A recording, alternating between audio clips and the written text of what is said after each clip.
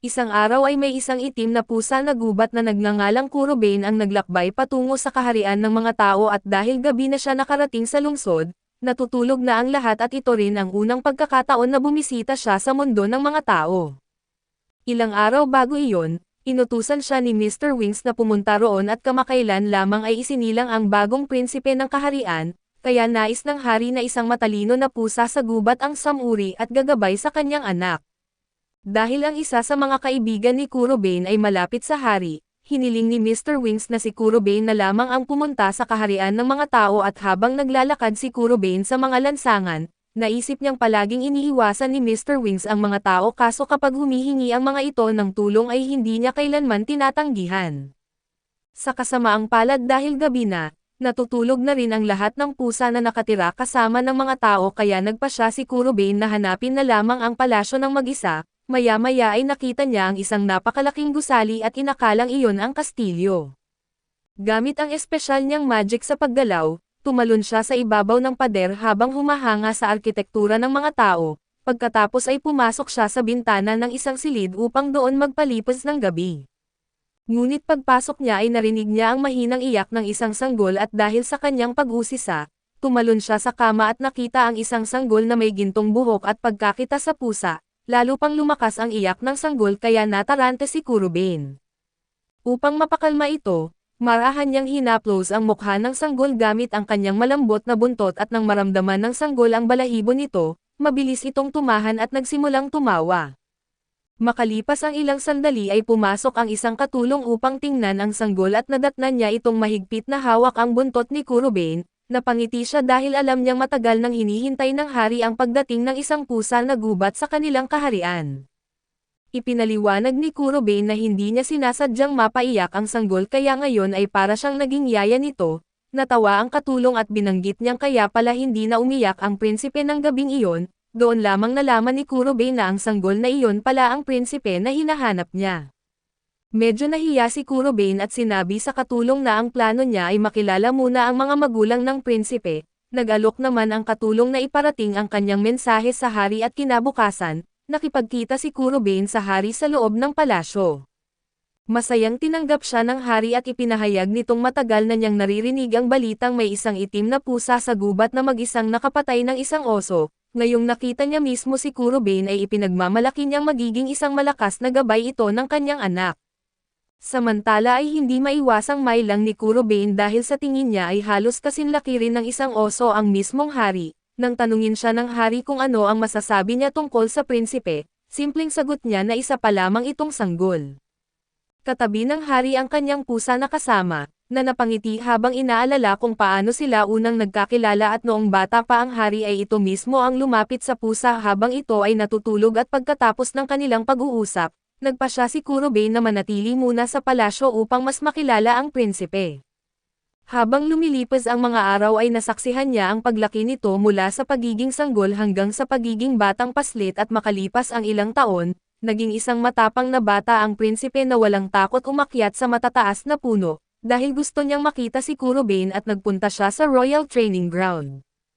Doon niya nadatnan ang hari na nakikipag-usap sa mga pusa tungkol sa nalalapit na digmaan. Ipinaliwanag ng hari na ang kanilang karatig bansa ay nakikipaglaban sa Demon King at bagamat hindi maaaring sumama ang kanilang kaharian sa labanan, nagpapadala sila ng mga supply upang tumulong sa kabilang kaharian.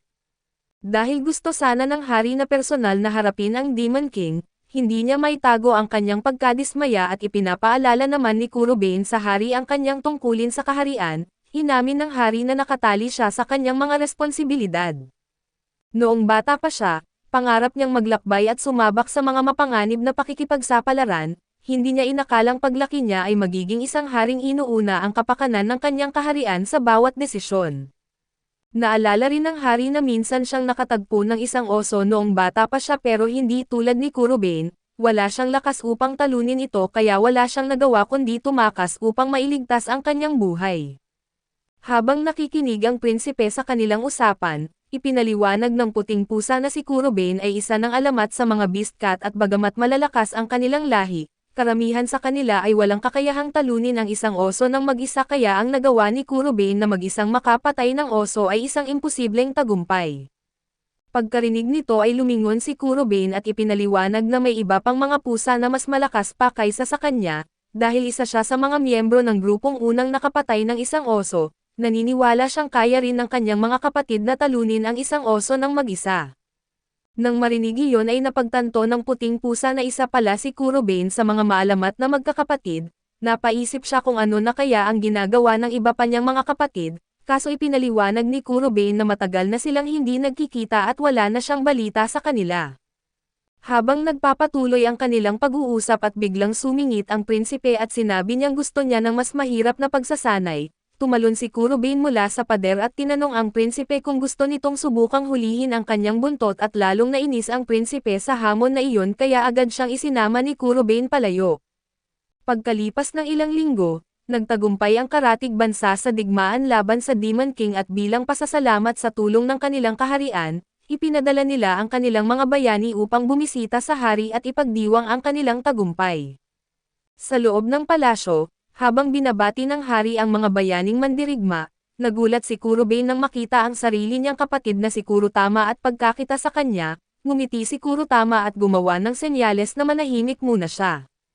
Sa isip ni Kurobane ay hindi siya makapaniwalang ang kapatid niyang mahilig sa pakikipagsapalaran noon ay mas lalo pang lumakas at makalipas ang ilang sandali, nakita ni Kurobane ang prinsipe na nagtatago sa isang puno.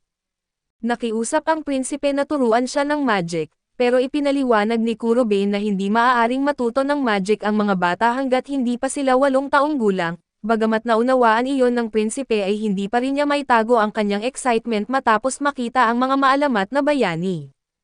Dahil gusto niyang maging kasing lakas nila, nakiusap siya kay Kurobane na isama siya sa isang pakikipagsapalaran at naniniwala ang prinsipe na ang isang tao ay lalakas lamang kung makakaranas siya ng mga tunay na adventure. Pagkatapos mag-isip sandali, ipinahayag ng prinsipe na ang tunay niyang pangarap ay maging kasing lakas ni Kurobane at dahil si Kurobane ang nag-alaga sa kanya mula pagkabata, gusto niyang maging karapat-dapat na makasama ito. Nang marinig ni Kurobane ang ganoong kataas na pangarap mula sa isang batang prinsipe na maging siya ay namangha at dahil dito, lalo niyang inaabangan kung ano ang mararating ng prinsipe sa hinaharap, gayunpaman ay binalaan niya ang prinsipe na hindi sapat ang pag-aaral ng magic upang makapaglakbay. Kailangan din niyang magkaroon ng tamang mga sandata at kagamitan upang mabuhay sa ilang. Tumatango ang prinsipe bilang pagsang-ayon at sinabi rin ni Kurobane na kailangan nitong magkaroon ng mas malaking tiwala sa sarili at lumipas ang ilang taon at dahil sa pagsasanay ni Kurobane, naging sapat na ang lakas ng prinsipe upang lumaban ng mag-isa at gumamit ng magic. Isang araw ay palihim siyang tumakas mula sa palasyo upang manghuli ng isang oso sa kagubatan at pagkatapos niya itong mapatay, kinaladkad niya ang bangkay ng oso sa buong lungsod dahilan upang mapatingin ang lahat sa kanya. Dahil teknikal na tumakas siya sa palasyo, sinikap niyang itago ang kanyang tunay na pagkakakilanlan at nakasuot lamang siya ng simpleng bahag nang ihulog niya ang patay na oso sa loob ng Adventurers Guild. Iginiit niyang nakita lang niya itong patay sa kagubatan kaso naghinala ang mga receptionist nang makita ang maraming sugat at pasa sa kanyang katawan. Nang mapansin na napakasama niyang magsinungaling, hiniling ni Kurobane sa receptionist na irehistro na lamang ang prinsipe bilang isang adventurer at makalipas ang ilang buwan, humahaba na ang buhok ng prinsipe at nakasuot na siya ng elegante at formal na kasuotan. Dumalo siya sa isang royal ball kung saan agad siyang napansin ng maraming kabataang babae, dahil bihira siyang magpakita sa publiko at tinanong siya ng ilang babae kung ano ang kanyang pangalan, doon nila nalaman na ang pangalan niya ay Stanlito. Labis silang nagulat nang malamang 12 taong gulang pa lamang siya dahil sa lahi ng kanyang ama. Napakatangkad niya para sa kanyang edad at dahil sa matinding pagsasanay sa kagubatan ay taglay na niya ang pangangatawan ng isang ganap na lalaki. Hindi nagtagal ay umalis si Stanlito sa sayawan at naiinis siya sa mga maharlika at sa napakaraming tuntunin ng etiketa, dahil pakikipagsapalaran lamang ang gusto niya at ayaw niya ang atensyon na ibinibigay sa kanya ng mga babae. Bukod pa rito ay pakiramdam niya ay napakabata pa niya para sa pag-ibig. Hindi niya maintindihan kung bakit parang sabik na sabik ang mga maharlikang babae sa kanya at ipinaliwanag ni Kurobane na ang pagpili ng mapapangasawa ay parang pangangaso rin. Ang kaibahan lang sa halip na mangaso para sa pagkain o karangalan, ang hinahanap ng mga babaeng iyon ay ang pinakamalakas at pinakakaakit-akit na lalaki upang magkaroon ng mataas na katayuan sa lipunan. Nang marinig ni Stanlito ang salitang pangangaso, bigla siyang natuwa at naisip na gusto rin niyang manghuli ng isang hayop at napansin din ni Kurobane na matagal na siyang hindi nakakapag-adventure, kaya binanggit ng prinsipe na oras na upang muli silang bumiyahe. Ilang araw ang lumipas ay ipinagdiwang ang kaarawan ng hari. Binati ng hari ang lahat ng panauhin habang walang tigil ang mga ito sa pagpuri sa kanyang mahusay na anak at matagal na pinagmasdan ni Stan ang pagtitipon bago siya humingi ng pahintulot sa kanyang ama na magpahinga muna, hanggang sa magsimula ang seremonya ng paputok. Natawa ang hari dahil alam niyang napagod na ang kanyang anak sa buong araw na pagbati sa mga bisita, kaya pinayagan niya itong bumalik muna sa kanyang silid at nang dumating na ang oras ng fireworks, isang lingkod ng hari ang nagmamadaling dumating dala ang isang mahalagang balita. Sinabi nitong nawawala ang prinsipe sa kanyang silid at nag-iwan lamang ito ng mensaheng nagsasabing umalis siya upang mag-adventure. Napahawak ang hari sa kanyang noo nang napagtanto niyang naloko siya ng sarili niyang anak.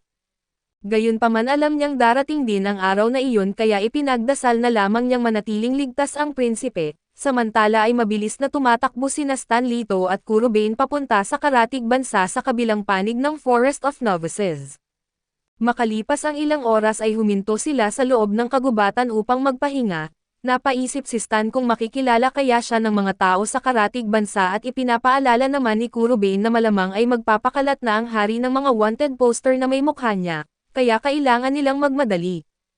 Upang hindi siya makilala, ginupit ng prinsipe ang kanyang buhok at nagpasya rin siyang magkunwaring isang ordinaryong magsasaka mula sa probinsya at bilang simula ng kanyang bagong pagkatao, pinaikli niya ang kanyang pangalan at mula noon ay tinawag na lamang niya ang sarili bilang Stan. Pagkatapos noon ay natulog ang prinsipe sa sanga ng isang puno. Nagulat si Kurobane sa kakaiba nitong paraan ng pagtulog ngunit ipinaliwanag ni Stan na mas ligtas matulog sa mataas na lugar, dahil dito ay umakyat na rin si Kurobane sa puno. Gayunpaman ay mabilis niyang napagtanto na nasasanay na siya sa malalambot na kama at unan ng palasyo kaya nahirapan siyang matulog sa sanga. Kinabukasan ay nadatnan niya si Stan na nakaluhod habang bahag lamang ang suot at ipinaliwanag ni Stan na itinapon niya ang kanyang mga mamahaling damit upang walang makapagsabing isa siyang maharlika. Ipinapaalala ni Kurobane na kahit ang mga magsasaka ay nagsusuot pa rin ng damit, ngunit hindi iyon pinansin ni Stan at sa halip ay nanghuli siya ng isang kuneho at agad itong kinain ng hilaw at maging si Kurobane na isa ring mandaragit ay nandidiri sa kanyang ginawa, ngunit para kay Stan ay normal lamang ang pagkain ng hilaw na karne. Pagkalipas ng ilang araw, iginiit ni Stan na gusto niyang manghuli naman ng isang lobo at nang marinig iyon, agad siyang binalaan ni Kurobane na hindi pa siya handang humarap sa mga lobo, lalo na't palagi silang lumalaban bilang isang grupo. Bigla nilang narinig ang malakas na ungol ng isang oso na malapit sa kanilang kinaroroonan. Natuwa si Stan dahil sa wakas ay magkakaroon siya ng pagkakataong humarap sa isang tunay na hamon, pero agad siyang pinigilan ni Kurobane at sinabing umatras na sila. Ipinapaalala niyang ang mga oso ay kabilang sa pinakamalalakas na halimaw sa kagubatan, kaya hindi sila dapat sumugal pero naniniwala si Stan na mananatili siyang mahina kung palagi siyang tatakas na parang duwag. Nalabag sa kagustuhan ni Kurobane at gumamit siya ng magic at agad na sumugod sa oso. Habang tumatakbo, iginiit niya kay Kurobane na iligtas na lamang siya kung sakaling hindi niya kayanin ang kalaban at dahil sa sobrang katigasan ng ulo ng prinsipe ay tuluyan nang nainis si Kurobane, gayunpaman ay nagpasya pa rin siyang tulungan ito gamit ang kanyang lightning magic. Matapos ang matinding laban ay nagawa nilang talunin ang oso at pagkatapos nito, ibinenta nila ang bangkay ng oso sa isang kalapit na nayon kapalit ng malaking halaga ng pera at sa wakas ay nakabili si Stan ng maayos na damit gamit ang kanyang kinita. Umupa rin siya ng isang silid sa isang inn upang makapagpahinga. Habang nasa loob ng silid, pinagsabihan ni Kurobane si Stan dahil sa kanyang padalos-dalos na ginawa at ipinapaalala niyang kahit marunong na siyang gumamit ng magic, hindi pa rin siya dapat humaharap sa malalakas na kalaban hanggat wala pa siyang tamang kagamitan. Matapos marinig iyon ay nagpasya si Stan na bumili ng sandata, habang iniisip kung anong uri ng armas ang dapat niyang kunin at naalala niya ang mahiwagang espada sa palasyo na napakahusay magpadaloy ng kanyang mana. Ngayong may pera na siya, gusto niyang bumili ng sarili niyang magic sword na karapat-dapat sa isang tunay na adventurer at pagkalipas ng ilang araw, umalis si Stan sa nayon upang ipagpatuloy ang kanyang paglalakbay at habang nagtitipon ang mga taga-nayon upang magpaalam sa kanya, nagpasalamat siya sa kanilang lahat sa pag-aalaga sa kanya. Gayunpaman ay nanatiling nagtataka ang mga taga-nayon sa gwapong binatang bigla na lamang lumitaw at gumugulo sa kanilang tahimik na pamumuhay, bigla namang may dumating na isang wanted poster na ipinadala mismo ng hari. Nang makita nila ang larawan sa poster at saka lamang nila napagtanto na ang magulong adventurer na nakasama nila ay ang nawawalang prinsipe pala, samantala ay masayang ipinagpatuloy ni Stan ang kanyang paglalakbay at sabik na sabik sa mga bagong pakikipagsapalaran na naghihintay sa kanya. Sa hinaharap ay makakamit niya ang maraming dakilang tagumpay at makikilala siya bilang ang maalamat na Hero King.